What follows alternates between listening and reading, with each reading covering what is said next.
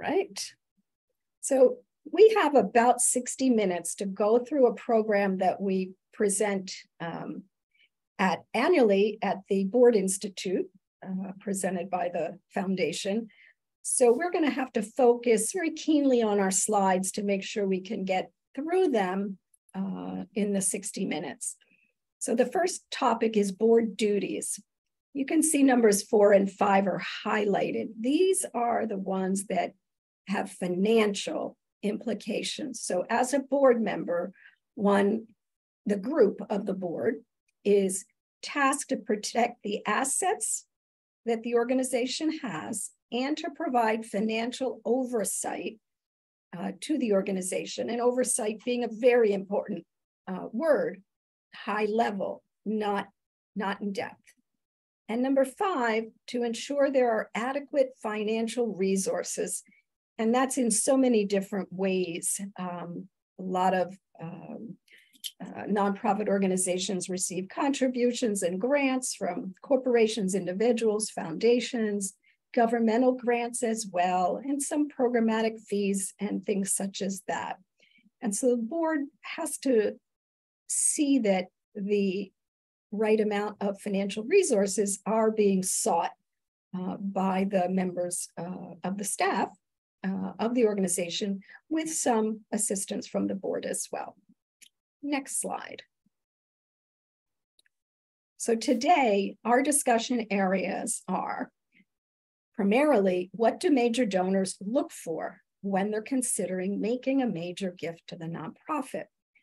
And what should the board pay attention to in the nonprofit's annual audit and in the IRS 990 filing, the 2 key documents that as board members you want to be familiar with.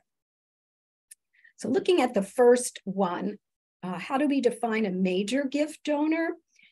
That is unique to each organization, often related to 2 things: the size of your organization, and I'll say its maturity or its length that it has been in existence. Hopefully, the longer you've been in existence, you've been able to cultivate more major donors, or at least cultivate the donors you have upwards to giving more over time. And so some of my clients, a major gift might be $1,000 because they're smaller. For other organizations that are quite large, a major gift is $50,000. It doesn't matter what the number is. The process is important, and the fact that your organization works together to define this is really what is important. So the fundraising committee, or sometimes it's called the Institutional Advancement Committee these days, that group from the board would work with the finance committee as well and come to a good conclusion with the executive director and staff of what a major gift is. What's most important to major donors, we will go over in a slide shortly. How do the donors discern the financial health? We have some tips on that. And what's important to donors when it comes to looking at various ratios, trends, etc., to understand if they're giving to a healthy, financially healthy organization. Next slide.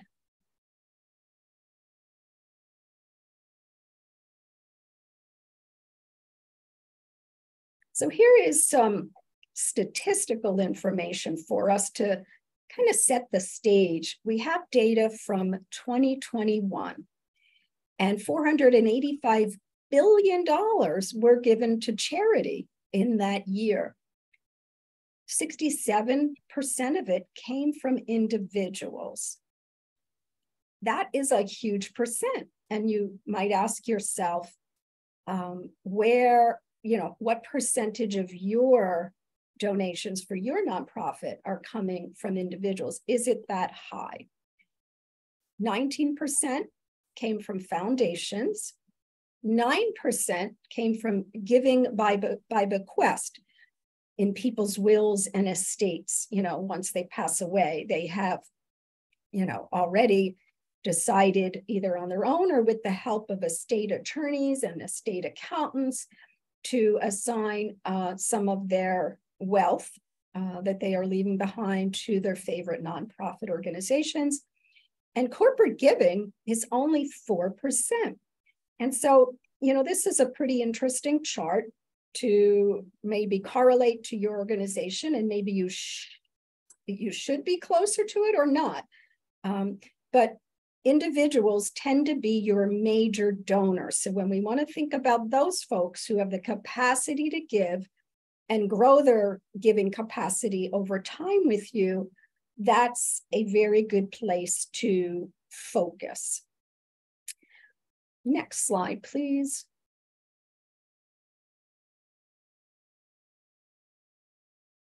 So what are they thinking about, these major donors that we do want to cultivate? And these are the various things that they think about when they decide who they're going to give money to. And so you can look down this list and you can see, well, less than 40% rely on opinions of other people, less than 40% bother to compare with other nonprofits, and talk to other program donors. But now you can get more than 50% of the folks look at, do you have a legal status? Are you legitimate? Are you up to date with all your filings? Not only the federal Form 990 filings, helps to continue your legitimacy, because the IRS, you must be approved with the IRS and maintain that good standing. But also those of you who are here in the state of Pennsylvania need to be sure you're in compliance with the Bureau of Charitable Organizations as far as soliciting. Also, the donors are looking at what your mission is compared to their giving preferences, to match up, what they think is important, match their money up with what they think is important. The donors also look to see who the leaders of that organization are. Think about those of us here in Chester County. It's a close-knit group, and people see each other at lots of events and learn about the organizations and their ups and downs. And when you have a strong leader, that is going to lead people to give more to that organization, because they'll believe that excuse me, that leader can do much more with the money that they're going to give. What your cause is, similar to mission. And then, here's that big one, the financials.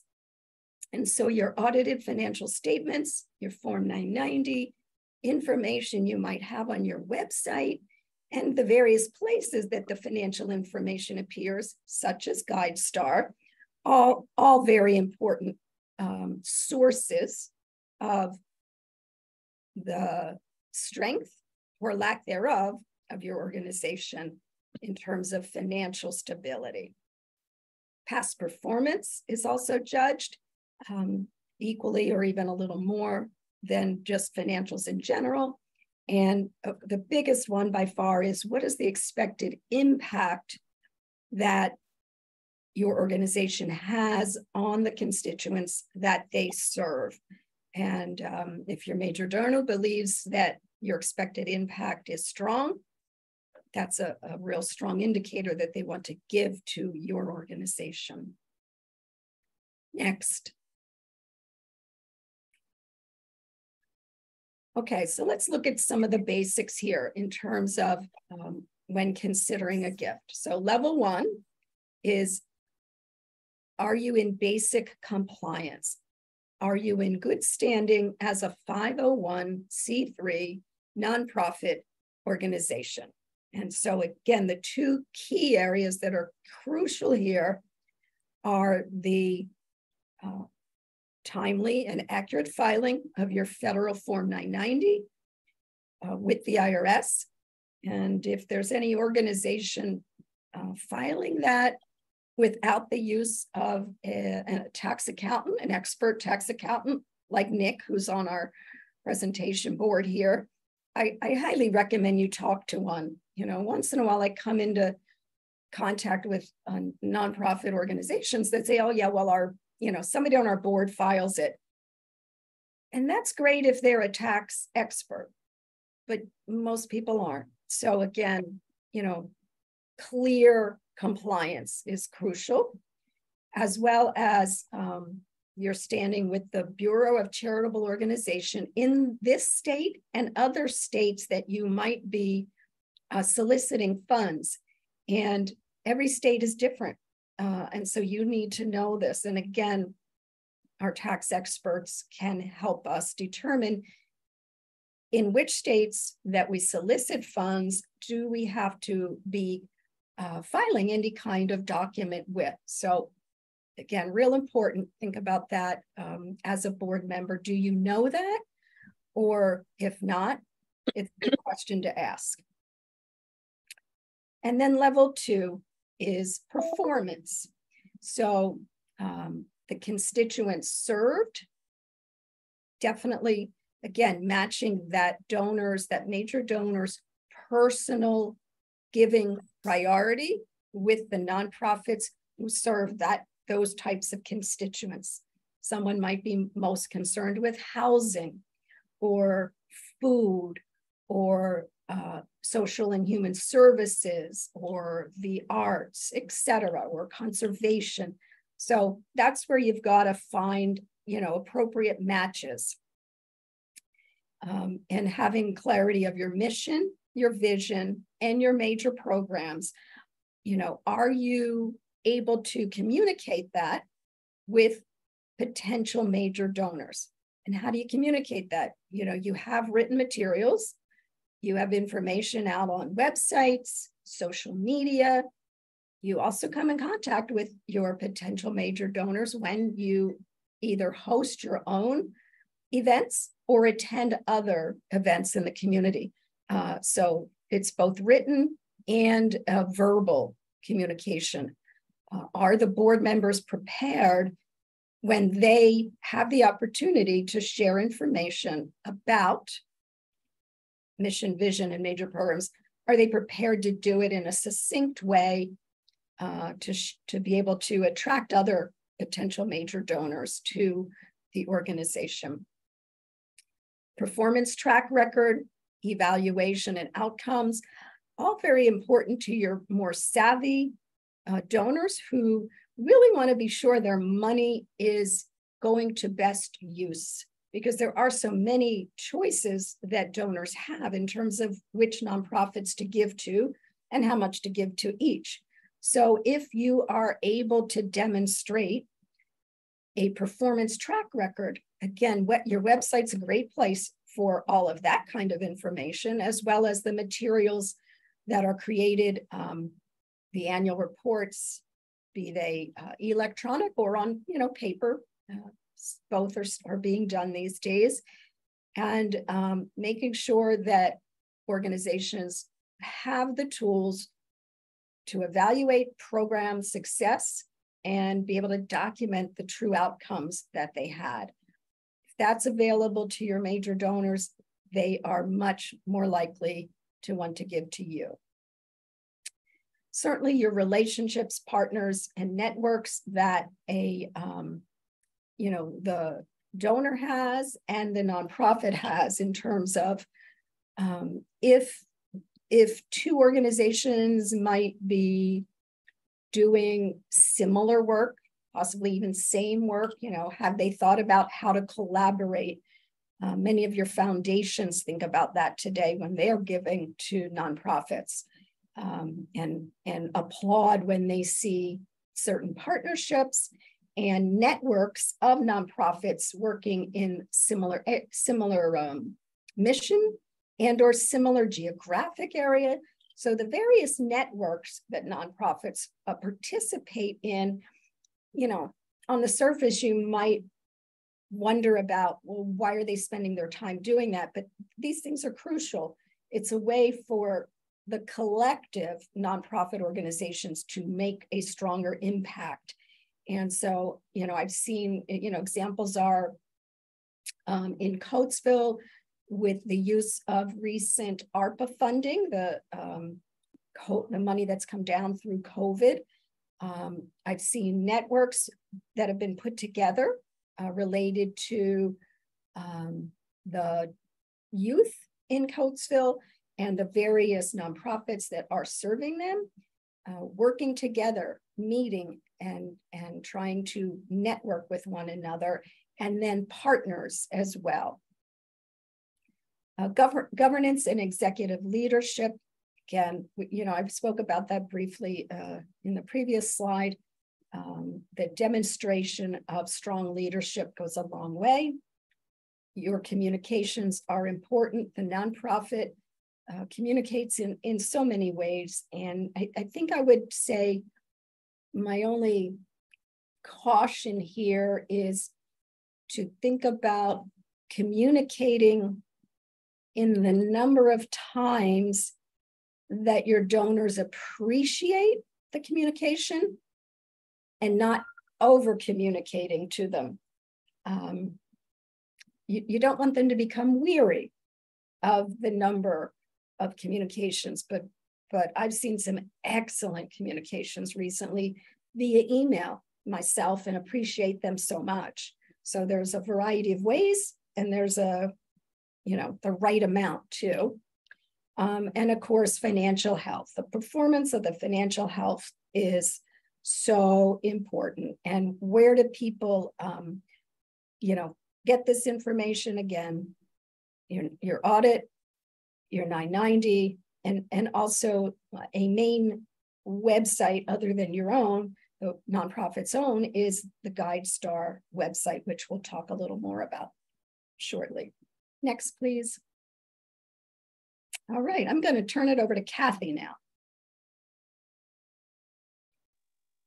Okay, all right. So you can see by this first slide, and there's 8 of them all together, that they're highly detailed. I could easily do a day on these 8 slides. So I'm going to just pick and choose some things that I run into with my clients on a more common basis. The thing to know about these financial controls is when you look through, it's not like a check the box is for everybody. It depends on the size of your organization, the kinds of things that you're doing or not doing as to whether it's something that you need to address or not. It's a terrific checklist for just saying, hey, do we need to think about this, or do we have a problem here or there? Spending limits. So checks have double signatures over a certain amount. That's an important function because if you want to make sure that nobody can just wipe out the bank account without authorization. And what you want to make sure is that you pick an appropriate number for your organization. If most of your checks are $200, and you pick like a lower number. But if all of your checks are of high dollar amounts over $1,000, you certainly wouldn't want to pick $1,000 for a dual signature, because it can do 2 things. It can hamper the operations of the organization so that bills don't get paid on time, or more at risk is sometimes when dual signatures on low amounts are getting in the way of operations, people will come in and sign checks and put them in the drawer. And that's what you really don't want to happen, to have a bunch of checks sitting around because a board member can make it and he signs a bunch, and then the executive director or somebody comes in and signs after it. So you want to pick something that's reasonable. Then the next thing on that list is ACH transactions, which are getting more and more common. People don't like writing checks. Checks are hard to deal with. Mail doesn't show up. If you're going to have regular transactions getting withdrawn out of your checking account, say PICO or maybe insurances, you just want to review them perhaps at the beginning of each year and say, okay, as a financial committee or whoever the oversight committee is, to authorize, say, hey, we agree for this year, we're going to pay our electric bill, we're going to pay our insurance bill, and the van payments are all fine for EFT and don't need any other type of approval to go with them. Very important. The next one, again, it's money. there's a lot of ACH fraud going out and about. People sending emails, they look legitimate. They do things and you think you're responding to something for real. So, you know, when it comes time to make sure that the ACH is correct, you know, always back it up. I had a client recently lose $50,000 because they got something from their insurance agent that appeared to say, hey, we updated our bank accounts, and she did not get that money back. So you want to be sure about that. Next thing, I'm going to go down to proper documentation, reconciliation and record keeping, consistent. So along the lines with all this stuff with the other caches, it's really important that bank reconciliations be performed in a timely manner. You can't wait 6-9 months down the road and do a bunch of them, because if something's wrong, you're going to be the last person to know about it. It's a clear thing that's important for each and every organization, and it makes sure that things are the way that they're supposed to be. Particularly now with bank statements, you used to get canceled checks and you got images, and now you pretty much have nothing. So you have this list of transactions that went out, and if you're trying to do a bunch of them way after the fact, you're going to miss something that went wrong almost always. Another easy protection for separation of duties with the bank accounts, you might want to have a board member either get mailed a duplicate statement, or perhaps even be able to access online, not to make a transaction, but to view the transactions. And again, it's important because when somebody knows somebody's watching, things tend to go the way that they're supposed to do. If your organization has payroll and payroll taxes, you want to be on top of that and make sure that things are filed on time and correctly. Payroll companies do a lovely job of this. You want to make sure that you have a reputable one.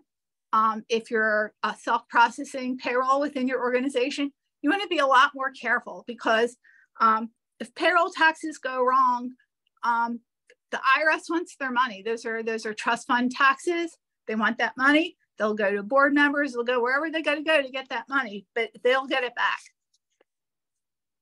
The next page. Thanks. The audit checklist. So the IRS has this form 990. It's called an information return. It's generally not a tax form, and it requires financial information, but there's a whole lot of stuff on that it has absolutely nothing to do with taxes. It's all about compliance, policies, who's responsible for the organization. There's questions about policies in place, and it's an extremely long form. And I really do not recommend anybody fill it out if they don't know what they're doing. The 990 form itself is like 15 pages, and then there's schedules. It can go 40, 50 pages easily. There's a 990 easy, but that's a lie. And then the last thing that they have is a 990N. So a 990N is a postcard filing for organizations that have less than $50,000 in receipts. While they don't require a 990, you need to file the 990N at least once every 3 years, or you lose your exempt status. That is a place that you do not want to go, because you can't go back and get it backwards. It has to go forward. So you really almost have to start all over again. So if your organization is small and not required to file a 990, you better make sure that somebody is aware of the 990N. It takes 10 minutes online. It's really not a big deal to file, a big deal if you don't file it. The Pennsylvania requirements. Again, each state has their own list of requirements for who has to file, and it has to do with solicitation of charitable contributions. So you don't want to be out of compliance. If you don't file on time in Pennsylvania, they will send you a nice letter that says, hey, we don't have your forms, you're not in compliance, you are no longer allowed to solicit charitable contributions until you are in compliance. That form's due with the 990. It's extended easily. You want to make sure that it happens, because again, you don't want to be caught not having things done on time. Next page.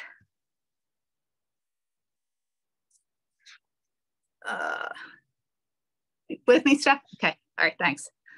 Okay, operations follows accounting practices which conform to accepting standards, including use of accrual basis. If you don't understand accrual basis and your organization is small, you're better off without it. But again, these are things that you decide as far as size and complexity of the organization. One thing that organizations tend not to use the way that they ought to is budgeting. You know, everybody talks about a budget. There's a meeting at the beginning of the year and everybody says, hey, here's our budget and here's what we're going to do. And then it gets shoved into the back of the drawer and nobody thinks about it again. And a budget is an important tool to making sure that you're fiscally getting to where you all agree to be as a board. As a board, you're required to have oversight. You're not on top of each and every dollar that gets spent. But when you have your meetings, you really ought to be looking at the information and saying, hey, here's how we said we were going to spend money. Are we spending money that way? And if you're not, you just want to know why. You know, like when we're reviewing taxes, we call it like the 2-finger review. This is what we said was going to happen. This is what happened. Do we know why it didn't happen that way? Do we need to change our budget? Is there something occurring in our organization which we now need to account for in a way we didn't anticipate at the beginning of the year? And it's really a helpful tool in moving forward. Income and expenditures. Again, every board member should have an idea of the kind of money that gets spent and the way it's supposed to be done and in an open and transparent manner. And they want to be comfortable that things are operationally happening on a way that they understand. Next section, auditor. It is the board's responsibility to hire an auditor or determine whatever type of financial report is required and to make sure that it's prepared correctly and timely. If you have an audit, there's a conflict of interest, any non-audit services. So at each of our audit engagements, we're required to document whether we're independent as to the client or not. And sometimes it's hard for the client to understand because, hey, that's Kathy, our accountant. She knows all this stuff. Well, as an auditor, I can't audit my own work. So we can't go in and fix your books. There's a lot of things that we're not allowed to do as your auditor because we have to be independent of the organization so that the product that we certify is not our work. We have to certify somebody else's work. And again, it can be a little bit confusing, you know, more often than not, because, oh, they know, why can't they just do that for us? And a lot of times we can't, but we can provide guidance. We can provide you with other resources, how to get it done. Louise and I work together frequently, passing stuff back and forth. If I can't do something as an auditor, I'll help you find somebody who can. Board reviews the 990. Your annual report, your financial statements, your 990. They're available to anybody who's interested as a nonprofit. One thing I always tell people to be careful of is the Schedule B, which lists your donors and the dollar amounts they gave. That's not public information. If you as a board member receive that information in any of your documents that you receive, you need to make sure that you never disclose that to anybody outside. A lot of organizations won't even give their board the Schedule B. It'll be available to view, but they don't get actual custody of it. Next page. Thanks, Steph.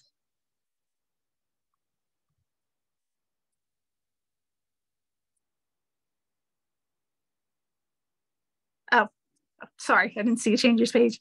All right, operations. Credit cards. This one's funny. Credit cards held. What are the limits and who is authorized to use them? We run into it all the time. Sarah had a credit card. Sarah left. We hired Joe. Joe now uses Sarah's credit card. People pass credit cards around the office to get things done. If the organization is going to have credit cards, for use by various people. You need to make sure the person who's using the credit card has a credit card in their name, and that what they're specifically allowed to charge is determined, and that's all that gets charged. That keeps things cleaner. Credit cards are a wonderful, wonderful thing. They streamline a lot of purchases, but you want to make sure that you're doing them correctly. Donations for restricted funds. Again, organization could have a lot of cash in the bank, but not necessarily a lot of cash to spend. And that's because of restricted funds. So if I gave your organization $10,000, I said, this money is for when you buy your next van. That money is not available to the organization to spend, except for to purchase that van. And you want to make sure that you don't violate a donor's restriction. You can get in a lot of trouble that way. If you do that, you could get in trouble with the Attorney General's office in Pennsylvania. If you have restricted funds and you desire to spend them otherwise, you need to go back to the donor and have that restriction released. So just because the organization's sitting on a good bit of cash doesn't mean it's available to spend. Policies, documented internal controls. Even in a small organization, it's important to document who does what and who's responsible and how things get done. At the beginning of every audit, we spend time documenting the internal controls. But even if you don't have an audit, you should absolutely know who's allowed to do this, who's allowed to do that, so that you can make sure that things are done the way that you need to have them done. Next page. Employees and personnel. Wage and salary increases properly authorized and documented employee folder. That's just important to have. It keeps everything clear. We look at that as part of our audit. We'll test certain things. You just want to make sure that PTO, retirement things, everything's kept in order. Because again, there's a high degree of trust between the organization and the employee. And when things don't happen the way that they're supposed to, a lot of things can go wrong. All right, that ends that section. I realized that was a lot of talking in those pages, but look at the detail. The next section is, why is a 990 important to the board? The board is responsible for the 990. You don't have to be able to prepare it. You don't have to understand every single thing, but you should have a general understanding of what happens on it, because it compiles the financial information, the management. The IRS has 2 or 3 pages of questions on the 990 that have to be answered. We generally ask one person on the executive level to go through all those questions and make sure that they're answered correctly. The information in the 990 gives descriptions of how you do, what you do, the allocation of how the money's spent.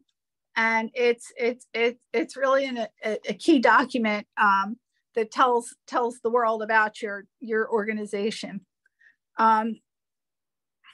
The 990s have to be publicly available. So if someone comes to you, some organizations put it on their website. And again, it's on GuideStar. Louise pretty much covered who uses the 990 and for what. But it can be used internally by the board themselves to compare year over year. Sometimes it's simpler than looking at financial statements. The other thing that it can be used for that Nicole covers is comparing yourself to other organizations. It's kind of moving towards next stuff, but okay. GuideStar gets the 990s directly from the IRS, and they're posted online. Anybody can look at anybody's 990. All you have to do is provide a little bit of information. Okay, so next page.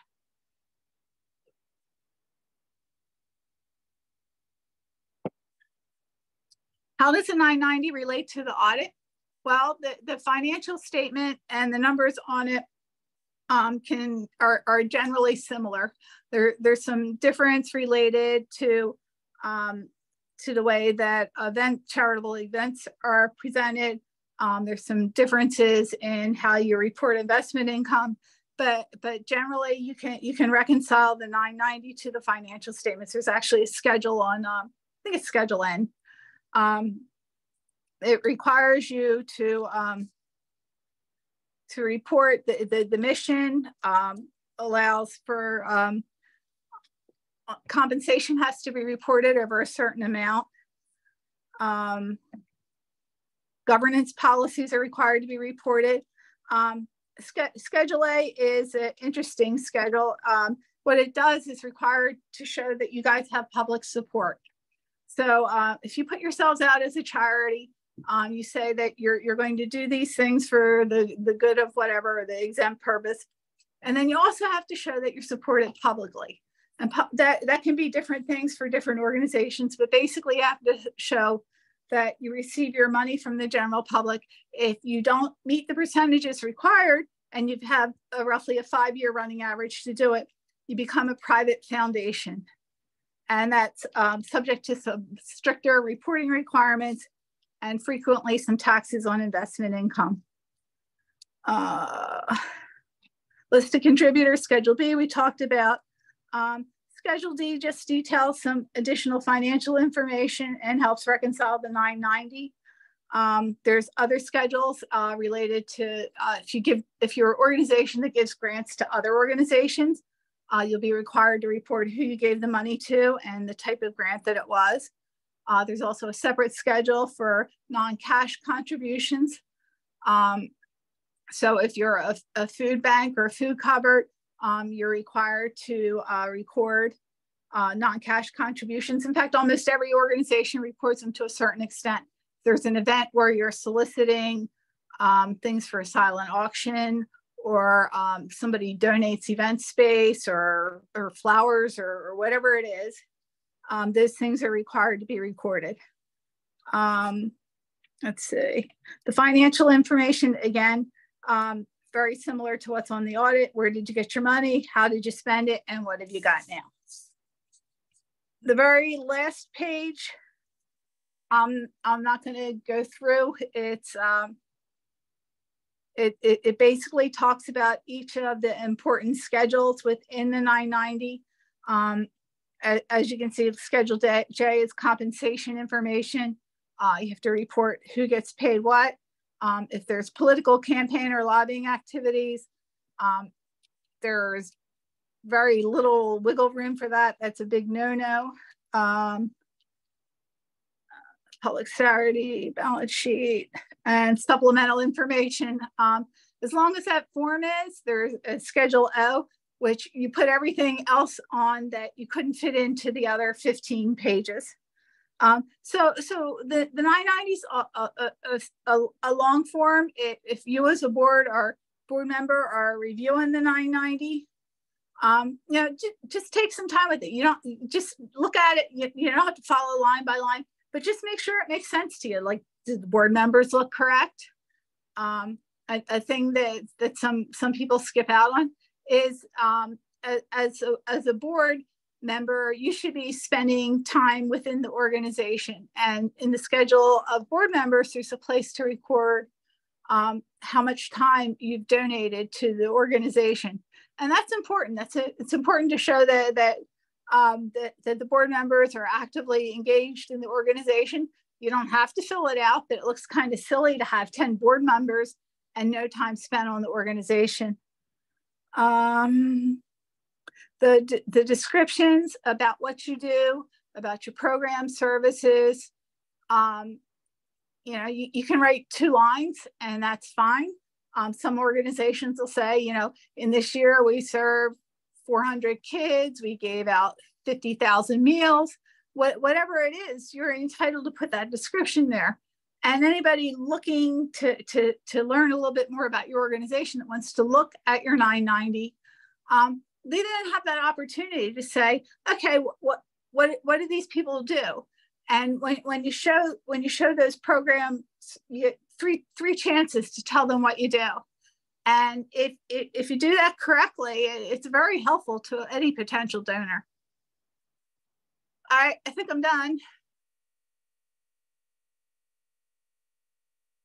All right, you're up, Nick. Great, thank you, Kathy. The section of the presentation that I'm going to be speaking on today is GuideStar. So what is GuideStar? GuideStar is a website, and GuideStar markets itself as the world's largest source of information on nonprofits. And I think, you know, when we think about tax returns, you know, an individual's tax return, my tax return, your personal tax return, that's all private information, and I don't want that out for people to see. But from a nonprofit's point of view, transparency is your friend, and I think that word is worth focusing on. So the more transparent your organization can be, may attract donors. It adds legitimacy to your organization, and it may help internally your organization grow and to be able to analyze your own organization. At the top of this slide is the website, www.guidestar.org. GuideStar, Kathy had mentioned that everybody's 990, once filed with the IRS, is sent to GuideStar. So basically every registered nonprofit is on GuideStar, and they will get the bronze seal of transparency from the get-go when they're first registered. You can see there on the screen, there are 4 different seals of transparency, 4 different levels. So GuideStar will say that they don't rank nonprofits. However, they do apply these seals of transparency, and it is in the organization's best interest to try to obtain the highest seal of transparency possible. You know, that will, again, it adds an increased level of transparency. That is a good thing. Donors will be able to get more information, and donors that are aware of GuideStar and aware of are experienced with this are aware of these different levels. So when they see that seal, a platinum seal or a gold seal, that's going to give them a good feeling that the organization, like I said, is legitimized, that they are moving in a good direction, and they're trying to put everything out there so that there really are no questions. And actually, there's, you know, a lot of questions that may come to you. You know, hey, can I see a copy of your 990? Can I see your audited financials? The beauty, you can just say, hey, go to GuideStar. Everything is there. It is truly a very, very detailed snapshot of your organization, financially, informationally, and you can actually see the direction of the organization and where they're going. At the bottom of the slide, where do donors see? So there's a few things. I know someone had commented Amazon Smile, and I do believe Amazon Smile has discontinued their partnership with GuideStar, effective soon. I actually think they're still partnered for the next possibly week or few weeks. I don't know for sure, but Facebook, if you have a Facebook advertising event, they will verify your nonprofit's information with GuideStar. The other various organizations you see there, Network for Good, Volunteer Match, Salesforce, you know, these are all tools for your organization to grow, to market, to advertise. Everybody uses GuideStar. So it is very, very important that your organization gives some time and effort to making sure that your GuideStar profile is built and established. And if you can work your way up those seals of transparency, it just adds that much more oomph to your organization. You can find the levels on your on the GuideStar website, how you obtain. Basically, the bronze level is your registration. It's going to give just your basic name, address, that type of thing. As you add as you add your tax return, you can go up to silver. As you add financial reports, you can grow to gold. So the different levels are there. The frequency which you update your GuideStar profile can grow you up the ranks of the seals of transparency. So I highly recommend spending some time to make sure that your organization is happy with their profile and continually try to update it so that you can get that nice gold or platinum seal, so that when your major donors come to look, you look really good. Okay, next slide. So these, the next 2 or 3 slides just show a little example of what you're going to see on GuideStar. And the Community Foundation has been kind enough to put their own login information at the top of this slide. So if you're curious, you can go look at, you can log in and go to your own organization's GuideStar profile to see your own, what your own financials look like, what your own various topics look like. I will say it's really impressive. Internally, if you're running any business type of organization, you're always going to want to put together different spreadsheets to show financial data, how are we doing, historical data. Well, GuideStar does a lot of that, and they do a really good job of it. I mean, we're looking here at revenue versus expenses for, this is just an example, but this is the Westchester Area Senior Center. So we're looking at the 2021 breakdown. We can see the net gain or loss. They had a net gain of $172,000 in 2021. Historically, you can see, over years from, and it's very small, but we've got from 2010 all the way through current, the growth, the revenue growth over time, how they've managed their expenses.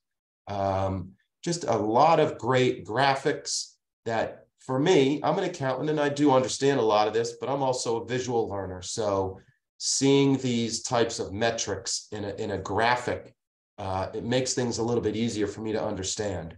So again, this is for outside donors to see the financial health of the organization, the growth, the path that they're going down, when they're determining whether or not they want to make a gift.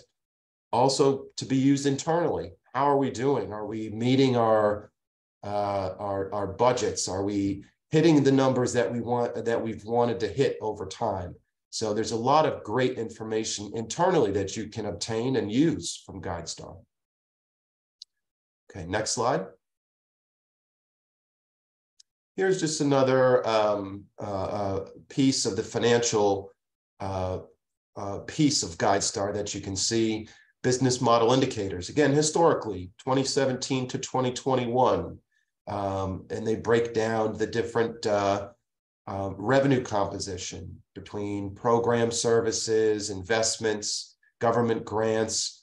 I can't stress enough just how great of just a financial tool this can be for outside donors and internal use.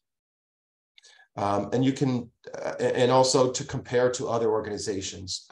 We'll go next slide as I speak about that. So one thing, internally or externally, if you're a senior center, and that's the example we've used here. So if you're a senior center and you want to say, okay, well, how are we doing compared to the other senior centers in our region, other senior centers in our state or nationally? GuideStar is a great tool to be able to put together graphics for you to compare. In this example, Chester County Senior Centers, we've got Oxford, Kenneth Square, Westchester, Phoenixville, Coatesville. They give you the peer median. They give you the breakdown from revenue, expense, capital structure, all of these things where you can say, okay, is our organization in line? Are we exceeding? Are we falling behind? Just a lot of great information. And again, donors, when donors are going to look at your organization, if they're going to look at a senior center and they're considering making a major gift, they make compare your senior center to the other senior centers in Chester County, just to make sure, is this truly the organization that I want to support and where I want my funds to go? Okay, next slide. And I know I did go a little quickly through that, but hopefully GuideStar it's evident how important GuideStar is. And here's our key takeaways. What do major donors look for when considering a major gift? Well, there's answers to that, but I'm going to tell you where they're going to look is GuideStar. It's truly the biggest source of information, and and a lot of people in the nonprofit world are aware of this, and that is going to be the first step. That is going to be the first spot they go to look. So it is truly important that you give the attention and the need to your GuideStar profile so that it packs that punch when people go to look. Kathy, do you want to jump in here, and do you have anything to note for key takeaways? I don't know. I think we covered a lot of stuff fast. This was a lot in the time that we had. If you download the handouts, I think they're going to be helpful deciding if you need any additional information. If nothing else, you have something to take back to your boards in discussions with your own auditors. Thank you. Yeah, that's great. And I think the message is that, that the tax return is a compliant filing, but compliance is one thing, but also just, these are documents, these are things that you can really show the world what your organization is doing, and they're great tools for growth and the future of your organization. So hopefully you all got a lot of helpful information here today, and the Community Foundation, and I know Kathy and I would be happy to talk to anybody else outside of this workshop to further your understanding and help you guys utilize these tools so you guys can all grow and move organizations in the direction they want to go to make great impact on the world. At this point, I welcome anybody to unmute themselves. If you have a quick question for Kathy or Nick, we have a few minutes. I have a question. We scan our transactions and we attach them to the QuickBooks Online entry. Is that something that would be an auditor's dream by chance? Okay, so the world is moving towards QuickBooks Online, and that is one of the tools that it has. It makes it very easy when we're doing our testing to see the document that supports the transaction. It's good.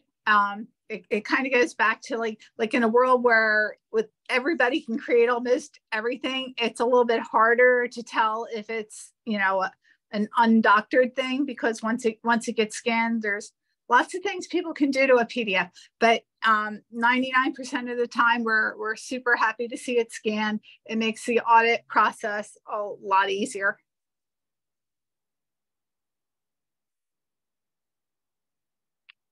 Anybody else? Okay, well, Kathy, Nick, and unfortunately Louise had to jump off. I thank you guys very, very much for taking the time out to speak to us today. I know that's a lot of information that you shared with us. There's a lot of information in the handout that people will need to kind of look over and digest. We did link it in the chat. We will also email it out probably within the next 48 hours. You will get a copy of it in your email as well. So again, Kathy, Nick, thank you so very, very much. Bye. Great, thank you. Have a great day, everybody.